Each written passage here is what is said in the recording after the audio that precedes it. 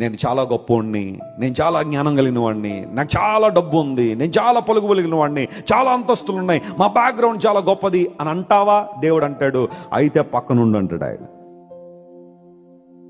నేను దేవుణ్ణి తప్ప ఇంకెవరిని ఆరాధించును, ఆయన నా కాపుర, ఆయన నా ఆశ్రయం, ఆయన నా ఆధారం, ఆయన నా రక్షణ, నా వెలుగు, నా కేడుము, నా శృంగం, నా శైలము, నా సమస్తం ఆయన అంటావా?